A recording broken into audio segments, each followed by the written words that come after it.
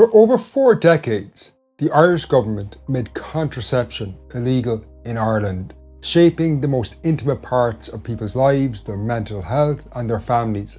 And in this video, I want to look at the history behind this. It's a story about what happens when a government gets involved in the most private aspects in our lives. Now, in this journey back to the early 20th century, you're going to hear from Dr. Laura Kelly. Laura works in the University of Strathclyde and is an expert in this area. What you're going to hear is part of a much broader conversation me and Laura had. I have a link to that beneath this video. But to start, we went all the way back to the 1920s, because you might think that contraception is a relatively recent thing, but that's not the case. As Laura explains, even though Ireland was a pretty conservative place in the 1920s, you could still access contraception, particularly in big cities. There were actually condoms available, and there was a black market around this, particularly in Dublin in the 1920s. You see this, and there's quite a lot of concern about this from more conservative members of the public. And it would have also been possible for people to obtain contraceptives by mail order as well, or from the UK. There were a lot of concerns that there was this kind of market between Ireland and Britain in this period as well. So while contraception wasn't exactly freely available, people could still access it. But this would start to change in the 1920s. Now, this is following on from the Irish War of Independence and the Revolution. And I wanted to understand, why would the Irish government at this point start to ban contraception? Laura explains now what their view of the world was and why they would move Irish society in this direction. After Irish independence, the country is trying to just mould itself into a kind of a more moral and Catholic and pure country, so as to distinguish itself from Britain really in this period. So really what you see at this time is like motherhood and family were really elevated in status under the Irish Free State. And women were really crucial to this thinking that, Ireland was this very pure and virtuous nation. Now, this mentality would actually lead the government to introduce legislation that banned the sale of contraception in Ireland.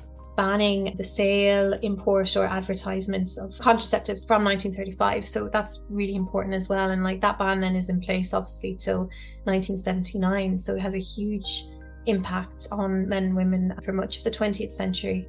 They would also introduce lots of other legislation. They even banned books that discussed any aspect of sex at all. Even books that have basic information on fertility or, the female reproductive cycle, anything like that is banned.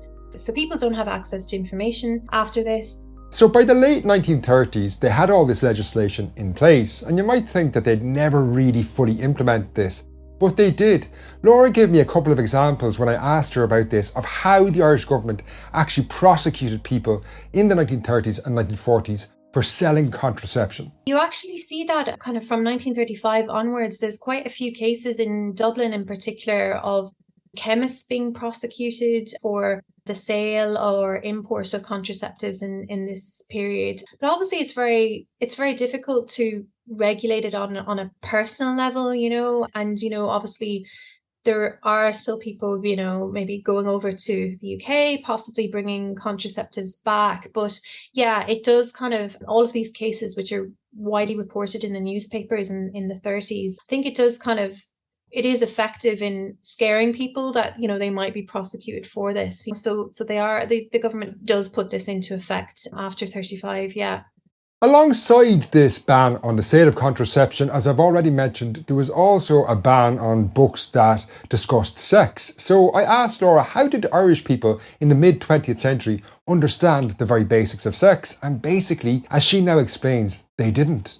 So any kind of information about contraceptives or fertility, a lot of the time it's been spread kind of by word of mouth, or, women are finding out about it in the 60s and 70s from women's magazines. Often they were a really important source of knowledge. But yeah, that basic information just isn't there. Now, this ban on contraception and the ban on books that discussed sex in any form had this huge impact on Irish society in lots of ways that you might not imagine. For example, here Laura talks about the impact it had on people's relationships. It meant that men and women couldn't prevent pregnancy or plan, how many children they wanted to have, which is, I think, something that we probably take for granted today in society. So yeah, huge impact in that way. So this obviously results in women having a fear of pregnancy from month to month, if they are engaging in sexual activity in their relationship. And then that obviously has a huge impact on mental health as well. And there was a study done by a gynecologist in Dublin, Carl Mullen, in 1967, and he found that, he kind of looked at the issue of stress in marital relationships and found that the lack of access to contraception had a huge impact on kind of stress within marriages as well. And so it really put a huge strain on relationships.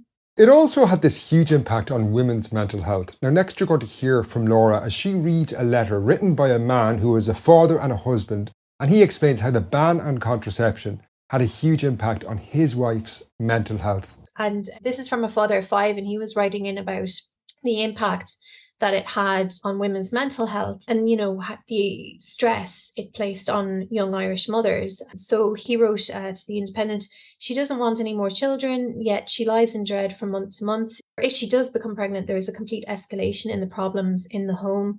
Trying to cope with 6 children while almost physically fit is one thing. Trying to cope while carrying a 7th is a completely different matter." And so it goes to the 11th and 12th. So it has huge impact, just not having that basic option to control how many children that people were wanting to have.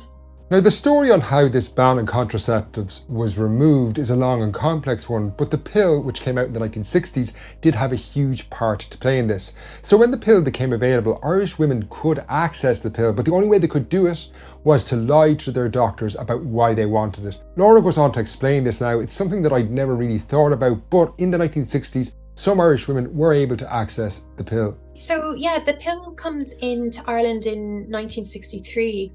And actually, the pill is really interesting because there's kind of a loophole, I suppose, with the law around contraception, that the pill is marketed in Ireland as a cycle regulator. So you see that in other countries like Spain as well. In the same period, it's marketed as a cycle regulator too. So this basically meant that women could go to their doctor and say that they had irregular periods or heavy periods or menstrual issues, and then get prescribe the pill for those reasons rather than for contraception. So this information spreads among some women, that this is a way to actually get access to the pill. But obviously it was hugely dependent on your doctor. So doctors had a lot of power and authority over who they would give the pill to. Now, the ban on contraception was relaxed, you might say, in 1979, but that wasn't the end of the story.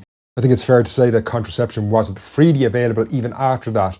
The story behind all this is a really interesting one, but I haven't got time to cover it in this video. If you do want to find out more about the complex history of contraception in Ireland, I have a full podcast-length interview with Laura linked beneath this video.